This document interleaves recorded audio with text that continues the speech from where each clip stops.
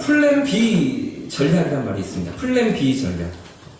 원래는 플랜 A가 있었는데 아주 공을 들여서 준비하고 계획을 세워놓은 이 플랜 A가 있었는데, 그런데 전혀 예상하지 못한 변수가 발생했을 때 그때 그 위기를 극복할 수 있는 숨겨두었던 비상의 카드를 꺼내드는데 그것이 바로 플랜 B인 것이죠. 예를 들면 적군과의 치열한 전투 중에 있던 지휘관이 부하들에게 작전 지시를 내립니다. 오늘 새벽 적의 진지를 공격할 것이다. 그리고 이 지휘관의 명령에 따라서 모든 군인들이 새벽녘을 기다렸다가 적의 진지를 공격합니다. 하지만 이미 적은 이 공격을 예상하고 있었습니다. 매복병을 숨겨놓고서 기다리고 있었는데요. 생각지도 못한 적의 매복에 이 아군은 당황하게 되죠.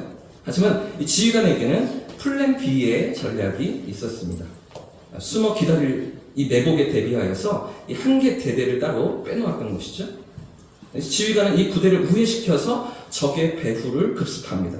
그리고 전방과 후방에서 공격을 함으로써 적을 격퇴시키고요. 큰 어려움이 있었지만 결국 극복하게 됩니다. 이게 플랜 B입니다. 예상치 못한 변수를 이겨나가는 작전. 여러분, 이처럼 플랜 B는 원래 계획이 무산되고 예기치 못한 암초를 만났을 때 그때 가동되는 새로운 대안, 새로운 길을 이야기합니다. 여러분, 우리 삶에도 이와 마찬가지일 때가 많이 있죠. 우리의 계획과 생각대로 우리 인생이 그렇게 흘러가지 않을 때가 여러분 많이 있습니다. 여러분, 요즘 우리나라 정치, 경제, 외교, 국방에 있어서 최대 이슈가 무엇입니까? 여러 가지가 있죠. 네, 요즘 우리에게 있어서 가장 뜨거운 핫 이슈, 논쟁거리가 무엇입니까? 트럼프가 다시 미국의 대통령이 되었다는 것입니다. 그래도 해리스가 되지 않겠나. 선거 직전까지 해리스가 8% 이상 여론조사 지지율이 높았거든요. 바이든의 정책을 이어받아서 해리스가 대통령이 될 것이다 라고 생각하는 사람들이 훨씬 더 많고, 이 트럼프가 다시 재선에 성공할 것이다 라고 생각했던 사람이 많지 않았습니다. 그래서 완전히 판이 뒤집혔는데요. 이 바이든의 외교 정책과 트럼프의 외교 정책이 완전히 다르기 때문에 그 앞에서 세계 각국이 어떻게 대처해야 되는가, 이제 플랜 B를 가동해야 된다, 이런 얘기들이 나오기 시작했습니다. 예를 들면 우리나라는 생각해봐도 주한미군 방위비 조약을 이미 다 마쳤습니다. 트럼프와 우리나라가 다 이렇게 사인을 하고 끝난 조약이에요. 근데 트럼프가 아니죠. 바이든 정부가 우리나라 정부가 다 방위 조약을 이렇게 1조 원이 조금 넘는 금액으로 다 합의하고 사인을 끝낸 그런 주한미군 방위비 조약입니다. 그런데 트럼프가 너무 적다, 이거 안 된다, 이건 받아들일 수 없다라고 얘기하면서 9배를 더 받겠다고 지금 요구하고 있는 거죠. 9배를 더 대한민국에 요청하겠다, 대한민국 현금 인출기이다, 이런 주장들을 하고 있기 때문에 외교가에서는 어떻게 이 트럼프의 정책에 반응해야 되는가, 플랜 B를 세워야 된다, 이런 이야기들이 계속해서 흘러나오고 있는 것입니다. 오늘 본문에도, 오늘 성경에도 플랜 B를 따라서 움직이는 2차 전도 여행팀의 마지막 이야기가 기록되고 있습니다. 원래 계획은 그것이 아니었습니다. 원래 준비했던 생각은 그것이 아니었습니다. 그런데 생각지 못한 변수를 만나면서 전혀 다른 길을 선택하고 그 길로 나아가는 바울과 실라의 모습이 오늘 본문에 이어지고 있는데요. 우리는 지난 주일에 아테네 광장에서 복음을 전하는 바울의 모습을 살펴보았죠. 수많은 신전들이 세워져 있는 아테네, 무려 3만 개가 넘는 신상들이 세워져 있는 그 우상으로 가득한 아테네에서 하나님이 창조주이심을 선포하고 하나님께서 우리의 삶을 섭리하고 계신다는 것, 이끌어가고 계시는 것을 선포하던 그 바울의 외침, 그러면서 구원의 길이, 우리 인생의 구원의 길이, 영생의 길이 예수 그리스도이시다, 이 복음을 선포했던 바울의 외침을 우리가 살펴보았는데, 그런데 이렇게 바울이 전한 바울의 복음 앞에서 아테네 시민들이 어떻게 반응합니까? 자, 오늘 본문 위에 17장 말씀을 보시면 32절부터 34절까지의 말씀입니다. 같이 한번 읽어보겠습니다. 시작. 그들이 죽은 자의 부활을 듣고 어떤 사람은 조롱도 하고 어떤 사람은 일에 대하여 내 말을 다시 듣겠다 하니, 이에 바울이 그들 가운데서 떠나매 몇 사람이 그를 가까이 하여 말하니, 그 중에는 아르바고 관리 디오노시오와 다마라를 하는 여자와 또 다른 사람들도 있었더라. 아멘. 여러분, 그 아테네에서 수많은 신전과 우상들이 있는 그 도시에서 복음을 전하였을 때 사람들이 이렇게 반응하고 있었다는 것인데, 그렇게 뜨겁게 열정적으로 복음을 전한 바울의 입장에서 너무나 아쉬운 그런 반응입니다. 너무나 안타까운 그런 반응이 지금 나타나고 있습니다. 겨우 몇 사람이 복음을 듣고 회심하고 있었다는 것이죠. 아레오바고 광장에, 그 광장에 관리였던 디오노시오와 다마라라는 여인과 또 다른 몇 사람, 이렇게 손에 꼽힐 만큼 너무나 적은 숫자가 복음을 받아들이고 믿었다는 것인데요. 여러분, 바울 입장에서 아주 실망스럽지 않았겠습니까? 열심히 찾아가서, 그 먼 거리를 찾아가서 복음을 전하고 하나님의 사랑을 나누었는데, 여러분, 몇 사람이 회심하고 돌아오는 것, 여러분 지금까지 생각해 보십시오. 그래도 지금까지 다녔던 도시들에서는 열매가 있었잖아요. 빌립보에서 열매가 있었죠. 루디아를 통해서, 간수장을 통해서 교회가 세워지고 교회가 일어나는, 그 온 지방이 구원받는 그런 일들이 일어나지 않았습니까? 베레아 사람들은 마음이 선하여서, 경건하여서 정말 말씀이 그런가요? 더 배우고자 하고 더 듣고자 하고 그 말씀 앞으로 나아가는 사람들. 데살로니가에서도 3주밖에 복음을 전하지 않았었는데 그곳에서도 교회가 세워지고 데살로니가 전서와 후서가 바울 서신으로 이제 쓰여지는 그런 교회가 세워지고 있는데, 여러분, 아덴은 어떻습니까? 너무나 아쉬운 거죠. 너무나 적은 사람들이 반응하고 있는 것입니다. 자, 그런데 이런 반응이 이어서 찾아간 오늘 본문의 사도행전 18장에 고린도에서도 마찬가지였습니다. 이제 아테네를 떠나서 고린도로 내려간 2차 전도 여행팀이 이 고린도 사람들에게 복음을 전하는데, 자, 그런데 이 복음 앞에서 고린도 사람들이 어떻게 반응하는가? 자, 오늘 보면 4절과 5절입니다. 4절과 5절 같이 읽어보겠습니다. 시작! 안식일마다 바울의 회당에서 강론하고 유대인과 헬라인을 권면하니라. 실라와 디모데가 마게도냐로부터 내려오매 바울이 하나님의 말씀에 붙잡혀 유대인들에게 예수는 그리스도라 밝히 증언하니. 지금 바울이 이 고린도에서도 열심정을 다해서 최선을 다해서 복음을 전하고 있죠. 지난번 베레아에서 소동 때문에 이 아덴으로는 바울 혼자 출발했었습니다. 그리고 바울이 아덴을 지나서 고린도로 지금 내려온 상황인데요. 그러니까 실라와 디모데 2차 전도여행 팀은 그 베레아에 머물다가 아덴을 거치지 않고 이 고린도에서 다시 합류하고 있는 상황입니다. 지금 바울을 다시 만나서 이들이 함께 여기서 동역을 이루는 그런 자리가 고린도였는데, 여러분, 그런데 이 실라와 디모데가 도착하기 전부터 4절 말씀을 보시면 바울이 어디를 찾아가고 있습니까? 바울이 안식일마다 회당을 찾아가죠. 바울이 언제나 그랬던 것처럼 먼저 찾아갔던 도시에 도착하자마자 그 도시에 가장 먼저 회당을 찾아갑니다. 유대인들, 그렇죠? 하나님의 그 언약을 알고 율법을 지키며 오실 메시아를 기다리고 있던 그 회당에 있는 유대인들을 찾아가서 가상 복음을 전하는데, 이곳에서도 그러고 있는 거죠. 고린도에서도 그렇게 전략을 취하고 가장 먼저 이 회당에 찾아가서 안식일마다 복음을 전하고 백성들에게 하나님의 사랑을 선포합니다. 자, 뿐만 아니라 잠시 떨어져 있던 팀원들, 실라와 디모데를 다시 만나고 반가운 이들과 다시 동역을 이루는 거잖아요. 그때 바울의 심정이 어땠을까요? 아덴에서 혼자서 복음을 전하면서 너무나 외로웠을 겁니다. 너무나 쉽지 않았을 것입니다. 적은 무리가 반응하고 돌아오는 모습을 보면서 바울이 조금은 의기소침해지지 않았을까 생각도 드는데, 근데 고린도에서 다시 이 팀원들을 만나고 동역을 이루게 되었을 때 그때 바울의 심정이 어땠을까요? 더 힘이 났겠죠? 더 용기가 생겼겠죠? 더 담대히 복음을 증거할 수 있지 않았겠습니까? 그래서 5절 말씀을 보시면 실라와 디모데가 마게도냐에서 이 베레아에서 내려오니까, 그러니까 바울이 무엇에 붙잡혔습니까? 하나님의 말씀에 붙잡힙니다. 하나님의 말씀으로 충만해지는 거죠. 그리고 더욱 힘있게, 더욱 담대하게 복음을 선포하면서 예수가 그리스도이심을, 예수가 구원자이심을 그렇게 증거하는데, 이어지는 6절 말씀을 보면 반응이 문제예요. 반응. 이 고린도에서도 이렇게 하나님 말씀에 붙들려서 성령 충만하여서 말씀을 증거하는 바울인데도 불구하고 고린도 사람들이 어떻게 반응하는가?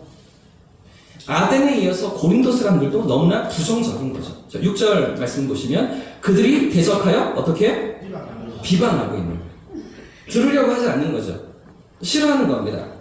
그렇죠? 반대하고 외면하면서 듣기를 거부하면서 자기들의 어떤 신념을, 주장을 그러니까 유대인들이니까, 회당 안에 있던 유대인들이니까 율법을 고수해왔던, 그죠? 그들의 생각을 계속해서 고집하면서 바울이 전하는 복음을 받아들일 생각을 안 하고 있는 고린도 회당에 있던 사람들인 것인데요. 여기 대적하다라는 단어요. 6절 말씀에 대적하다라는 단어는 헬라어로 맞은편에 전투 대형으로 배치하다라는 의미입니다. 맞은편에 전투 대형을 세우다. 싸우려고 준비하는 거예요. 그러니까 뭐 협의를 하거나 생각해보거나 여지를 두거나 그러지 않고 이제 싸우겠다고 태도를 갖추고 그렇게 맞서고 있는 상황인데요. 이미 마음을 다 걸어 잠그고 있는 거죠. 들어볼 생각을 하지 않고 있는 것입니다. 아주 계획적으로 적대적으로 대응하고 있는 것. 이것이 고린도 회당에 있던 사람들의 반응이었습니다. 이어지는 비방하다라는 단어도 마찬가지입니다. 중상하다, 모략하다, 모욕하다, 욕설을 퍼붓다, 뭐 이런 의미인데요. 그러니까 두 가지 의미를 생각해보면 지금 고린도 사람들의 반응은 단순히 반대하는 차원이 아닙니다. 싫다는 게 아닙니다. 그 정도 차원을 넘어서서 아주 적대적인 그런 마음가짐으로 또 계획을 세워서 어떻게 바울을 이렇게 반박하고 밀어내고 저를 쫓아낼까 이런 생각들을 하면서 대응하고 있었다는 것이죠. 여러분 지금까지 바울이 다녔던 1차 전도 여행, 2차 전도 여행이 지금 막바지 있는데 이 여러 지역들에서 바울은 계속해서 위협을 당했습니다. 핍박도 받았습니다. 그런 어려움도 만만치 않았지만 이 고린도에서는 더욱더 심한 적대적인 그런 반응으로 바울에게 맞서고 바울이 전하는 복음을 듣지 않으려 하고 있던 것인데요. 여러분 왜 이런 어려움을 당하고 있는 것입니까? 왜 복음을 전하기, 복된 소식을 전하기 위해 찾아갔는데 왜 이런 저항과 적대적인 반응과 완전히 마음을 걸어 잠근 맞서 싸우려고 하는 이런 반응을 지금 바울이 경험하고 있는 것입니까? 여러분 2000년 전 바울과 실라만 전도 여행팀만 그렇습니까? 오늘을 살아가는 우리는 어떻습니까? 우리도 마찬가지일 때가 많이 있죠. 우리가 복음을 들고서 세상으로 나아갈 때 거절하고 싫어하고 불쾌감과 혐오감을 노골적으로 표현합니다. 세상이 그렇습니다. 특히나 요즘처럼 교회가 세상으로부터 신뢰를 많이 잃어버린 상황 가운데 예수를 믿으며 산다는 것은 직장 생활하면서 사회생활하면서 세상 사람들과 관계를 맺으면서 예수님 믿는다는 그 꼬리표를 달고 산다는 것은 쉽지 않은 일이죠. 더 나아가 십자가의 복음을 전하고 하나님의 사랑을 전하는 것도 너무나 어려운 그런 시대가 되었습니다. 많은 불이익과 대가 지불을 감수해야 되는 그런 시대를 우리가 살아가고 있지 않습니까? 좋아하지 않습니다. 마음을 열지 않습니다. 마음을 굳게 걸어 잠그고 대적하고 반박하고 싫어하고 불쾌감을 드러내는 그런 세상을 우리가 경험하지 않습니까? 그러나 여러분 이런 모든 어려움과 고난 가운데서도 하나님께서 여시는 길이 있어요. 하나님께서 준비해 놓으신 길이 있습니다. 할렐루야. 하나님이 이끌어 가시는 새로운 길이 있습니다. 여러분 우리가 생각할 때 우리가 느끼고 경험할 때 막히는 것 같고 되지 않는 것 같지만 사도 바울도 그렇죠. 대적하고 비방하는 그런 반응들을 경험하고 있지만 하나님이 열어주시는 길이 있는 것입니다. 어떤 길일까요? 따라해 보겠습니다. 다른 길을 여신다. 한 번 더. 다른 길을 여신다. 그렇습니다. 다른 길을 여시는 하나님을 성경이 보여주고 있는 것이죠. 오늘 6절 말씀 다시 한 번 더 읽어보겠습니다. 6절입니다. 시작. 그들이 대적하여 비방하거늘 바울이 옷을 털면서 이르되 너희 피가 너희 머리로 돌아갈 것이요 나는 깨끗합니다. 이후에는 이방인에게로 가리라 하고. 여러분 하나님께서 이제 바울의 사역을 2차 전도여행팀의 발걸음을 어디로 이끌어 가십니까? 이방인들입니다. 유대인들이 아니라 이제는 이방인들에게로 본격적인 복음의 사역이 확장되도록 하나님이 이끌어 가시는 것입니다. 여러분 이방인들이 어떤 사람들입니까? 이방인. 불과 얼마 전까지만 해도 심각한 논쟁의 한복판에 있던 사람들이었습니다. 과연 이방인들도 구원받는가? 과연 하나님께서 그들도 구원하시는가? 이렇게 치열하게 다투었던 이유가 이방인들 때문이었잖아요. 우리가 사도행전 15장에서 1차 전도행이 끝난 이후에 예루살렘에서 가장 첫 번째 공식적인 교회 회의가 있었다는 것 우리가 살펴보았죠. 그때 그 회의의 안건이 무엇이었습니까? 바로 이 이방인의 구원의 문제였습니다. 이방인도 구원하시는가. 그런데 지금 고린도 회당에서 강력한 저항을 경험했던 바울이 이제 찾아 나서는 대상이 누구입니까? 그 이방인들입니다. 불과 얼마 전까지 유대인들의 생각으로는 그죠? 이방인들은 하나님께서 사랑하지 않으실까요? 구원하지도 않으실까요? 지옥의 불쏘시개 정도로 사용하실까요? 이렇게 생각했던 대상이 이방인들인데, 그런데 이제 이 바울이 이 이방인들을 향해서 본격적인 사역을 펼치며 나아가게 되는 것이죠. 여러분, 그래서 오늘 이 본문에서부터 사도행전 18장에서부터 이 고린도에서부터 사도 바울의 전도 전략이 달라집니다. 지금까지는 무조건 가장 먼저 회당을 찾아가서 복음을 전했었다면, 복음을 전하기 위해서 회당을 거점으로 삼았었다면, 이제 이후로는 2차 전도여행이 마무리되고 3차 전도여행을 또 이어서 나아가게 되는데, 그 모든 발걸음에는 회당을 찾아가지 않습니다. 회당은 찾아가긴 해요. 근데 가장 먼저 가지 않습니다. 에베소에서도 회당을 찾아가는데 그 전에 먼저 회당보다 먼저 복음을 전했던 곳들이 있었습니다. 전략이 달라지는 것이죠. 더 이상 거기에 매이지 않습니다. 더 이상 지금까지 해왔던 방식에 붙들려 있지 않습니다. 새로운 길로 나아가는 바울의 선교 전략을 사도행전이 우리에게 보여주고 있는 것이죠. 어떤 전략일까요? 만나는 누구에게나 복음을 전하는 것입니다. 어떤 곳이든지 어떤 누구이든지 막론하지 않고 성령의 이끄심을 따라서 복음을 전하는, 굳이 회당이 아니더라도 어디로든지 찾아가는 그런 바울의 모습을 성경이 보여주고 있는 것이죠. 사랑하는 여러분, 한 곳에서 길이 막히면 또 다른 곳에서 하나님의 길이 열리는 줄 믿습니다. 하나님께서 그렇게 우리의 삶을 이끌어 가시는 줄 믿습니다. 우리의 생각이 달라도, 우리의 계획했던 길이 아닐지라도 새로운 길을 여시는 살아계신 하나님이신 줄 믿습니다. 우리 교회가 공동체적으로 지난 한 해를 지나왔던 삶의 모습을 돌아보아도, 사역의 모습을 돌아보아도 새로운 길을 여시는 하나님을 고백하지 않을 수가 없는 것 같습니다. 여러 가지 교회적인 우리의 사역적인 감사의 고백들이 있지만 그 중에서도 하나를 여러분과 함께 나눈다면 올해 3월부터 시작한 실버문 센터입니다. 목요일마다, 지난 목요일에도 이렇게 실버 사역이 이 자리에서 진행이 되어지는데요. 20명에서 25명 정도 된 어르신들이 함께 모이셔서 함께 프로그램도 이렇게 갖고요. 게임도 같이 하고요.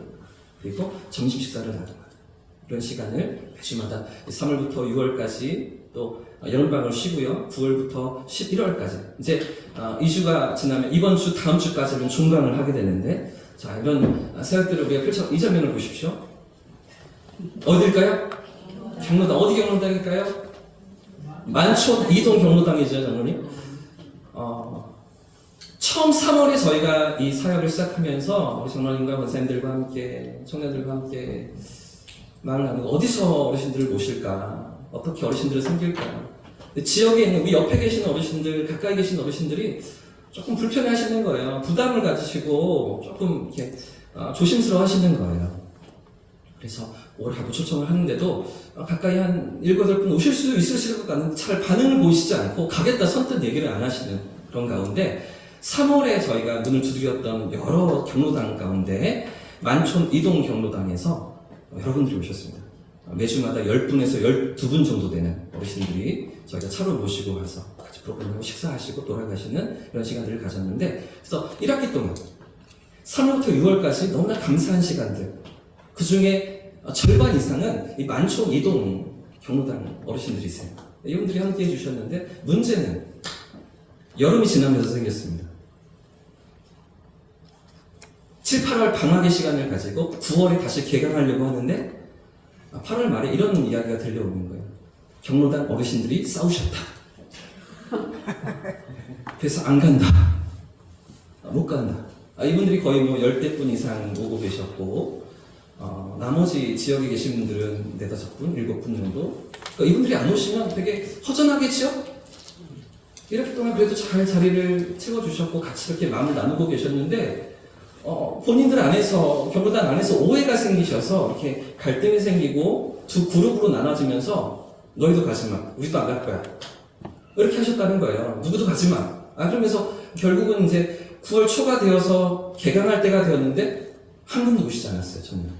그 다음 주에는 2분만 오셨고 그들은 또 못 오시는 거예요. 눈치가 보여서 못 오시는 거예요. 여러분, 이야기를 시작하면서 우리 스태프들의 어떤 막막함, 염려, 걱정이 이해가 되십니까? 이렇게 이번 여름을 지나왔거든요. 왜 이런 어려움이 생기죠? 우리가 뭐 잘못한 것도 없고 우리는 저 섬기려고만 했을 뿐인데, 그들 어르신들을 잘 대접하고 건강하게 지내시기를 기도하면서 같이 이렇게 사랑을 나누기를 원했는데 왜 이런 상황들이 생겼는가? 이유를 알 수가 없는 거죠. 근데 여러분, 이렇게 이야기를 시작하면서 하나님께서 새로운 길을 열어주셨습니다. 여러분, 9월과 10월, 11월까지 지나면서 전혀 숫자가 떨어지지 않았습니다. 적게 오실 때는 19명, 많게 오실 때는 24명, 그렇게 계속해서 가을에도 사역이 이어지는데 전혀 다른 곳에서, 어디일까요? 사진 보여주세요. 화랑공원입니다. 사실 화랑공원 여기서 차로가 2km 정도 떨어져 있기 때문에 어르신들을 모셔오기 쉽지가 않고 교회가 어디 있는지도 모르시고 처음에 봄에 좀 몇 번 전도로 나갔었는데 반응이 좋지 않았어요. 그래서 여기서 모셔오기가 쉽지 않겠다. 그래서 경당들을 돌면서 저희가 이렇게 전단지도 나누고 이렇게 소개도 하고 어르신들을 모셔왔었는데 안 되겠는 거죠. 어디라도 가야 되겠는 거죠. 그러면서 이제 화랑공원으로 나갔는데 화랑공원에 어르신들이 반응을 보이기 시작하셨어요. 그러면서 9월 첫 주부터 많은 어르신들이 여기서 오시게 되고 10명 가까이 오시게 되고요. 전혀 빈자리가 느껴지지 않는 만촌 이동 경로당 어르신들 빠진 자리에 그대로 다른 분들을 채워주시고 사역을 이어가게 하시는, 그러면서 지금 11월 셋째 주까지 우리가 사역을 이어나가고 있습니다. 여러분, 우리 하나님은 새로운 길을 여시는 하나님이신 줄 믿습니다. 우리는 안 된다고 생각했거든요. 너무 멀다고 생각했거든요. 거기가 오시기 조금 너무 이렇게 거리감이 있고 올 생각을 못 하시지 않을까 걱정하던 그런 스태프들과 저였는데, 그런데도 하나님은 우리의 계획과 우리의 계산이 아니라 전혀 새로운 길을 여시는 살아계신 하나님이신 줄 믿습니다. 이 화랑공원은 아니라 또 새로운 경로당을 연결시켜 주셨어요. 지장 경로당이라고 이 교회 밑에 저 아래쪽에 있는 거기 경로당이 있는지도 몰랐어요. 보면은 가보지도 않았던 그곳을 또 연결시켜 주시면서 그곳에 어르신들이 교회로 나오고 계십니다. 목요일마다 참여하고 계십니다. 함께 식사의 자리를 나누고 교제 자리를 나누고 계시는데요. 사랑하는 여러분, 내 생각과 다를지라도 우리의 계획과 다를지라도 하나님께서 우리의 삶을 새로운 길로 이끌어 가시는 줄 믿습니다. 사실 지금 사도 바울의 발걸음은 그렇죠? 처음부터 하나님의 뜻이었습니다. 이방인들을 향해 나아가는 바울의 이 발걸음은 사실 그 사도 바울을 부르실 때부터 다메섹 도상에서 그를 찾아오실 때부터 하나님이 계획하시고 준비하신 일이었습니다. 이방인을 위한 구원의 도구로 너를 사용할 것이다 라고 말씀하지 않으셨습니까? 예루살렘만 아니라 온 유대와 사마리아를 넘어서 땅끝까지 복음이 확장되는 데 있어서 이방인들에게 복음을 전하는 그런 하나님의 도구로 바울을 쓰시기 원하셨고, 이 회당 안에 있는 유대인들만 아니라 회당 밖에 있는 사람들까지도, 유대인들만 아니라 이방인들까지도 이 복음 안에서 하나님을 만나고 영원한 생명을 얻는 것, 이것을 꿈꾸시면서 그 일을 위해서 바울을 쓰시려고 준비해 오셨고 지금까지 이끌어 오셨던 하나님이신 것이죠. 사랑하는 여러분, 한 길이 막힐 때 그 속에서도 하나님께서 계획하신 플랜 B가 있는 줄 믿습니다. 우리 것이 아닐지라도, 우리의 생각과 우리의 계획이 아닐지라도 하나님이 준비해 놓으신 인도하심이 있는 줄 믿습니다. 그래서 이와 같은 하나님의 인도하심을 따라갈 때 하나님이 나타내시는 열매가 있습니다. 한 번 더 따라해 보겠습니다. 인도하심을 따라갈 때 열매가 있다. 그렇습니다. 인도하심을 따라갈 때 열매가 있습니다. 8절 말씀인데요. 8절 말씀도 같이 한번 읽어보겠습니다. 시작. 또 회당장 그리스보가 온 지방과 더불어 주를 믿으며 수많은 고린도 사람도 믿고 세례를 받더라. 여러분, 어떤 열매가 나타나고 있습니까? 어떤 열매가 지금 드러나고 있습니까? 전혀 기대하지 않았던 한 사람이 회심하게 됩니다. 누구일까요? 고린도 회당의 회당장이었던 그리스보입니다. 이 그리스보가 온 식구들과 함께 예수를 믿고 하나님께로 돌아오는데, 여러분 생각해 보십시오. 회당 안에 있던 모든 유대인들이 바울을 대적했습니다. 바울을 거절했습니다. 전혀 말을 들으려 하지도 않았고 공격하고 맞서 싸우려고만 했던 그런 회당 안에 있던 유대인들인데, 그런데 놀랍게도 누가 지금 복음을 듣고 회심하고 있습니까? 그런 회당의 회당장이죠.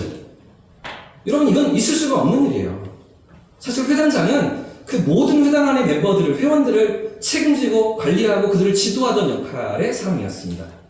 그러니까 아주 덕망 있고 위신이 있고 체면이 있는 존경받는 사람이잖아요. 그러면 이 회당 안에 있던 유대인들의 모든 생각을 대변하는 사람이어야 하는데 그리스포가 이렇게 마음을 바꿨을 때, 이렇게 행동했을 때, 이렇게 바울의 복음을 받아들이고 회심했을 때 얼마나 저항이 컸었을까요? 얼마나 그 유대인들의 비난이 거셌을까요? 상상이 되십니까? 이건 쉽지 않은 일이에요. 상상도 할 수가 없는 일이에요. 그런데도 불구하고 하나님께서 바울에게 열매를 허락하시는데 전혀 상상할 수도 없던 놀라운 열매로 그의 사역을 축복하시고 드러내시는 것이죠.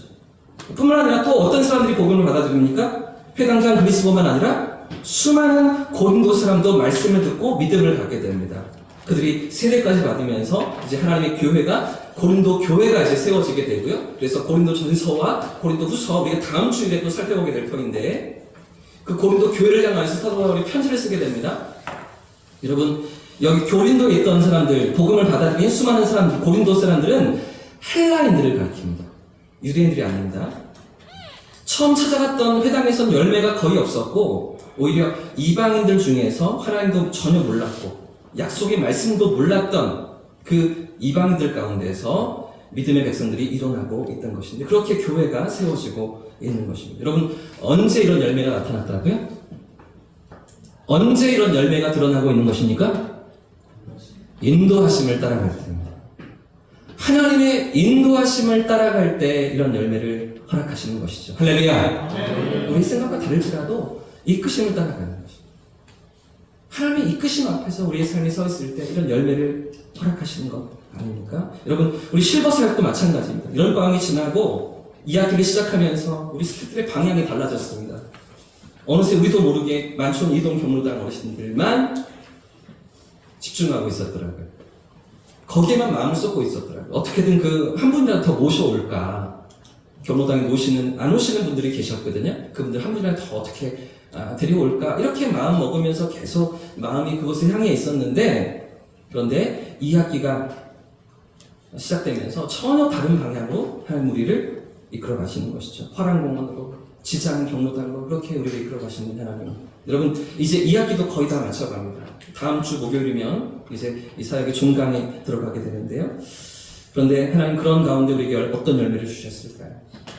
그렇게 2학기를 지나가면서 우리 교회 가운데 실버 사역을 통해서 어떤 열매를 주셨을까요? 우리 김성도 어르신이 이 자리에 계시죠?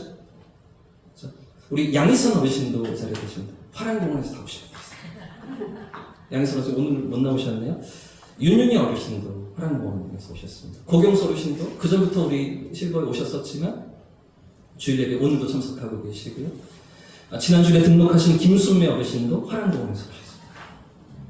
전혀 생각하지 않았던 방법으로 하나님께서 열매를 허락하시고 사람들을 붙여주신 것이죠. 사랑 여러분, 우리가 순종하며 나아갈 때 하나님께서 길을 열어주시는 줄 믿습니다. 열매도 주시는 줄 믿습니다. 그러므로 우리가 생각했던 것이 열리지 않는다 할지라도 낙심하지 마시길 바랍니다. 좌절하지 마시길 바랍니다. 주저앉지 마시길 바랍니다.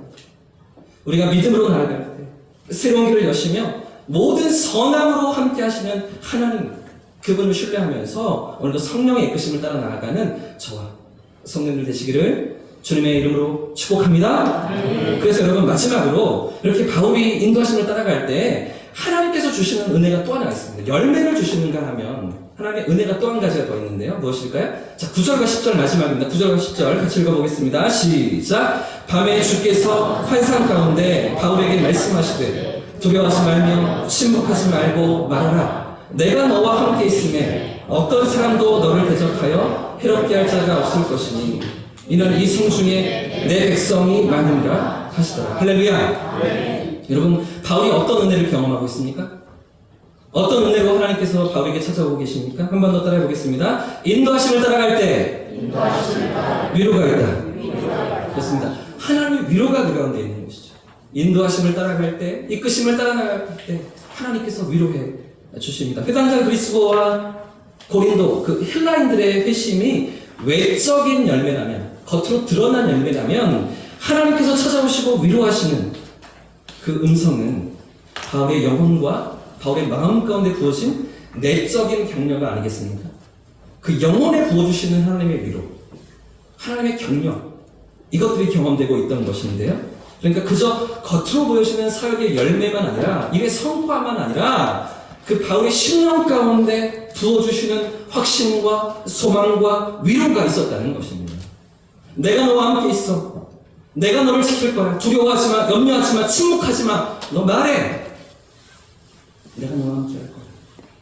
내가 너를 사랑할 거야. 이런 확신과 이런 은혜가 바울의 심령 가운데 부어졌던 것 아닙니까? 사랑하는 여러분, 오늘 우리의 삶에도 이렇게 찾아와 주시고 이렇게 샘을 주시는 하나님을 경험할 수 있기를 축복합니다. 네. 하나님의 위로가 우리 삶 가운데 있기를 축복합니다. 네. 인도하심을 따라 나아갈 때에 하나님의 열매로 하나님의 위로로 찾아와 주시는 그런 풍성함을 맛보며 이 가을을 살아가는 저와 여러분, 그래서 우리의 삶의 길 때로는 막힙니다.